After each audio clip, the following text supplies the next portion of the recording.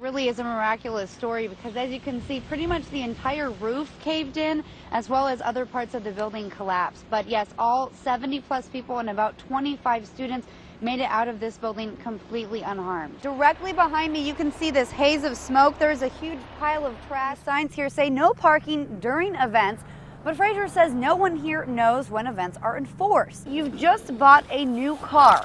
You drive off the lot thinking that it's yours. Using the app, you take a photo of yourself. You can really see in the daylight here the extent of the damage, like right behind me. This is the remnants of a garage. Sheriff deputies just arrived on scene. This is the latest that we are finding after a body was found in the trunk of this vehicle. This ditch runs down Cindy Wilson's backyard. It measures more than 4 feet deep and 4 feet wide in some places. It seemed like the real deal, a foundation reaching out to help a charity in need. But when we look closer at this email, it raised some serious questions. Steve Hargis is raising funds for a nonprofit. So when he got an email from a group offering to donate, he was intrigued. It came from the Guinness Foundation, based out of Paris.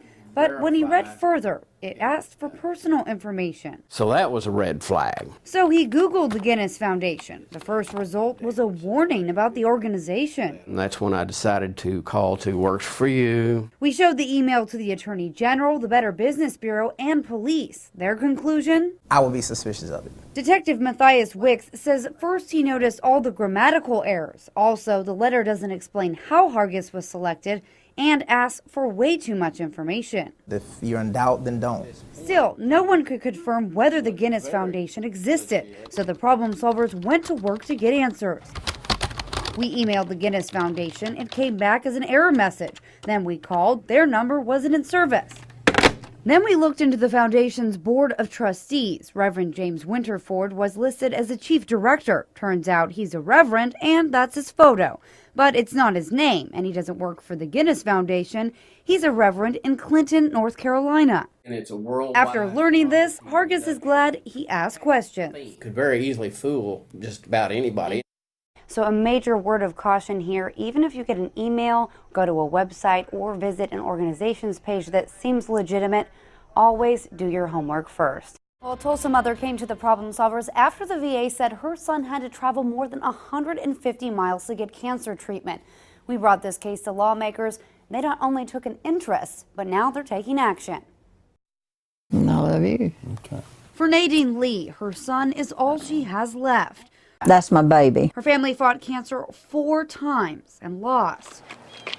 Now this Tulsa mother is doing it again, but this fight isn't just with cancer. I've lost 3 children with cancer. This is my last child, and I don't plan on losing him. Her son James Stevens, a Vietnam veteran, gets medical care at the VA in Tulsa. But to treat his type of cancer, the VA said he would have to go to Oklahoma City. Under the Veterans Choice Act, if a veteran lives more than 40 miles from the nearest VA facility, he or she will get care at a non-VA facility closer to home. But the VA told the problem solvers the law says any VA facility, even if that facility doesn't offer the care the veteran needs. So Stevens doesn't qualify. Well, that defeats the intent. Since bringing this issue to Senator Jim Inhofe, he is helping lawmakers in the House and Senate to draft a bill that changes the 40-mile rule. And his office is working with us to get veterans care closer to home. Like Stevens. It's a big blessing. It's a very big blessing. After we got involved, the VA made an exception in his case. Now he's getting care at the Prostate Cancer Institute in Tulsa. You're the ones who found a case, a worthy case to highlight and to call to our attention. A well-worthy case of a mother who wouldn't give up on her son. You stepped in. You people have stepped in and helped me. I can sleep at nights now. And Representative Mark Wayne Mullen also has co-authored a bill in the House to amend the 40-mile rule. Now, in response, a VA spokeswoman tells us the VA is following the law as it has been written and passed through Congress. But we look forward to any changes that will help improve access to health care for our veterans. When you gonna plant your garden? Jackie Adkins' parents live on their own, but she handles their bills. No, Daddy, this prescription is too high. Her dad takes the generic drug for Zyprexa for his mental health. In January, she went to Walgreens to fill his prescription. The bill, $685. He had to pay $372, I believe, his part, for 30 pills. And I was like, he can't afford this. So she got out her phone book and started calling around for a better price. Wood's Pharmacy was $25 for the same medicines. That's right, $25 for the same medicine that cost more than $600 at another pharmacy. After discovering this huge price difference, she wanted answers. I said, I'm calling Channel 2 News. I said, maybe they can tell me why there's a difference in this price. We asked experts in the pharmaceutical field about the price difference. They were shocked by the extreme cost comparison. Kind of blew my mind. It was that far out of line. There might be a $20 price difference or even a $40 price difference, but I've never heard of a price difference that was, $550 plus. They admitted one of the main reasons for different prescription prices has to do with a lack of oversight. There is no regulatory agency that monitors pricing of generics. No. So we went to work comparing drug prices ourselves. We found much more than a $40 difference in some common generic drugs. The top 5 drugs we found: the generic for Zocor, which treats cholesterol.